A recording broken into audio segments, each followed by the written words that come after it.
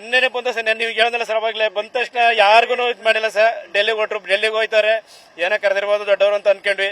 ನೆನ್ನೆ ಅಲ್ಲಿ ಅವ್ರು ಏನ್ ಮಾತಾಡಿದ್ಮೇಲೆ ಅವ್ರ ಮಕ್ಕ ನಾವು ನೋಡಕ್ಕಾಯ್ತಿಲ್ಲ ಸರ್. ತುಂಬಾ ಕಠಿಣ ಇದಾಗ್ಬಿಟ್ಟಿದೆ ಸರ್. 1 ಗಂಟೆಲೂ ಭೇಟಿ ಮಾಡಿದ್ರು.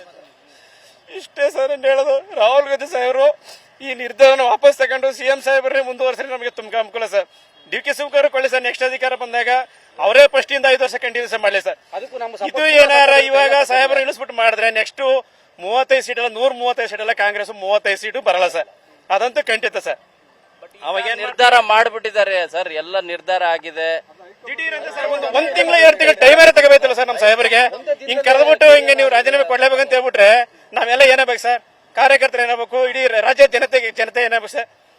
ಯಾರು ಆತ್ಮಹತ್ಯೆಗೆ ಯತ್ನ ಮಾಡಿದ್ರು ಅಂತ ಹೇಳಿದ್ರು ನೀವು? ಚಂದ್ರಕಾಂತ್ ನಾಯ್ಕ ಸರ್ ಅಂತ, ಅವರು ಮಾರ್ಬಳ್ಳಿ ಉಂಡಿಯವರು.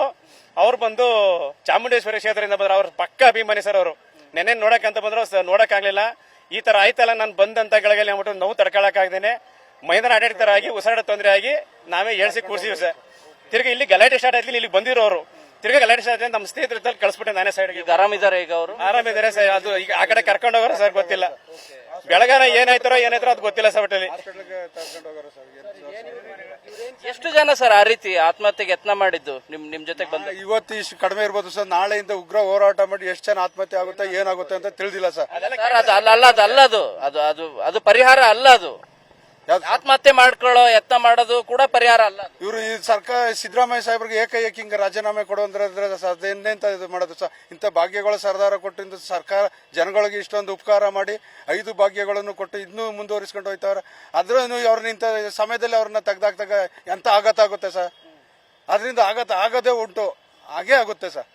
ಹಿಂಗ ದಿಢನೆ ಇದಾದಾಗ ಡಿ.ಕೆ. ಶಿವಕುಮಾರ್ಗೆ ಅವಕಾಶ ಸಿಗಬಾರ್ದು ಅಂತೀರಾ ಸಿಎಂ ಅಂತ ಹೇಳ್ತೀವಿ. 2028ಕ್ಕೆ ಎಲೆಕ್ಷನ್ ಇದೆ ಸರ್. ಅವ್ರ ಪರವಾಗಿ ಹಿಂದುಳಿದ ವರ್ಗದವರು ಎಲ್ಲ ಜನದವರು ಹೊರಡಾಡಿ ಸರ್ಕಾರ ತತ್ತೀವಿ ಸರ್. ಕಾಂಗ್ರೆಸ್ ಸರ್ಕಾರ ಮುಂದೆ 5 ವರ್ಷನೂ ಅವರೇ ಆಳ್ಲಿ ಸರ್. ಇದೊಂದು 2 ವರ್ಷ ಅವ್ರಿಗೆ ಬಿಟ್ಕೊಡಕ್ಕೆ ವ್ಯವಸ್ಥೆ ಮಾಡಿ ಅಂತ ಸರ್ ಕೇಳ್ಕೊತಾರೆ ಸುರ್ಜೇವಾಲ ಸಾಹೇಬ್ರನ್ನ. ಅಂದ್ರೆ ಈಗ ಸಿದ್ದರಾಮಯ್ಯರೇ ಮುಂದುವರಿಬೇಕಂತಾನ ಸರ್? ನಮಗೆ ಸಿದ್ದರಾಮಯ್ಯನವರು ಇನ್ನು 2 ವರ್ಷ ಅವ್ರ ಸರ್ಕಾರ ಈಗ ಏನಿದೆ ಕಂಟಿನ್ಯೂ ಮಾಡ್ಬೇಕು ಸರ್. ಇನ್ನು 2 ವರ್ಷ ಸಿದ್ದರಾಮಯ್ಯನವರು ಇನ್ನು 2 ವರ್ಷ ಕಂಟಿನ್ಯೂ ಮಾಡಿದ ನಂತರ 28ಕ್ಕೆ ರಾಜ್ಯದಲ್ಲಿ ಕಾಂಗ್ರೆಸ್ ಸರ್ಕಾರ ಮತ್ತೆ 150 ಸೀಟ್ ಗೆಲ್ಲುತ್ತೆ ಸರ್.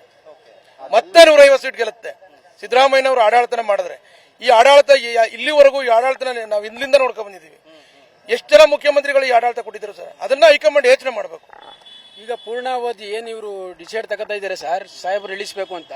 ನಾವು ನೆಕ್ಸ್ಟ್ 28ಕ್ಕೆ 5 ಓಟ್ಗಳಿಗೆ ನಾವು ನಿಜವೂ ಕಾಂಗ್ರೆಸ್ಗೆ ಸಪೋರ್ಟ್ ಮಾಡಲ್ಲ. ಇವ್ರನ್ನ ಪೂರ್ಣಾವಧಿ ಮುಗಿಸಿದ್ರು ಮಾತ್ರ ನಾವು ಬರಸಲಿಗೆ 150 ಸೀಟ್ ಗೆಲ್ಸಿ ನಮ್ಮ SC ಆಗಿರ್ಬೋದು, ST ಆಗಿರ್ಬೋದು, 5 ವರ್ಗದವರಾಗಿರ್ಬೋದು ಎಲ್ಲ ಜನಾಂಗ ಸೇರಿ 150 ಸೀಟು ಗೆಲ್ಲಿಸ್ಕೊಡ್ತೀವಿ. ಈ ಸಲ ಏನಾದ್ರು ನಿರ್ಧಾರ ಏನಾದ್ರೆ ಕೈ ಬಿಡ್ಲಿಲ್ಲ ಅಂದ್ರೆ ನಾವು ಕಾಂಗ್ರೆಸ್ಗೆ ಬರ 28ಕ್ಕೆ ನಾವು ಯಾವುದೇ ಕಾರಣಕ್ಕೂ ಒಮ್ಮತವಾಗಿ ನಾವು ವೋಟ್ ಮಾಡ್ತೀವಿ. ಅವ್ರನ್ನ ಪೂರ್ಣಾವಧಿ ಮಾಡಿದ್ರೆ ಮಾತ್ರ ನಾವು ಒಮ್ಮತವಾಗಿ ವೋಟ್ ಮಾಡಿ 150 ಸೀಟ್ ತಂದು ಕೊಡ್ತೀವಿ.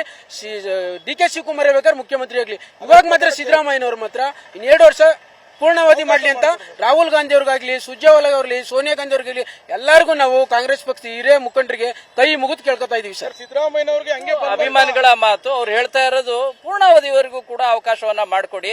ಮುಂದಿನ ಟರ್ಮ್ಗೆ ಕಾಂಗ್ರೆಸ್ ಗೆಲ್ಲುತ್ತೆ ಖಂಡಿತವಾಗಿ ಕೂಡ. ನಿಮಗೆ 130 ಸೀಟ್ ಅಲ್ಲ 150 ಸೀಟ್ ವರೆಗೂ ಕೂಡ ನಾವು ಗೆಲ್ಸ್ಕೊಡಂತ ಕಾರ್ಯ ಮಾಡ್ತೀವಿ. ಬೇಕಾದ್ರೆ ಡಿ.ಕೆ. ಶಿವಕುಮಾರ್ ಸಿಎಂ ಆಗ್ಲಿ, ಅದಕ್ಕೆ ನಾವೇ ಮುಂದಾಗ್ತೀವಿ. ಆದ್ರೆ ಪೂರ್ಣಾವಧಿಗೆ ಇನ್ನೂ 2 ವರ್ಷಗಳ ಕಾಲ ಸಿದ್ದರಾಮಯ್ಯ ಅವರೇ ಸಿಎಂ ಆಗಿ ಮುಂದುವರಿಲಿ ಅಂತ ಹೇಳಿ ಆಗ್ರಹ ವ್ಯಕ್ತಪಡಿಸ್ತಾ ಇದ್ದಾರೆ ಸಿದ್ದರಾಮಯ್ಯರ ಅಭಿಮಾನಿಗಳು.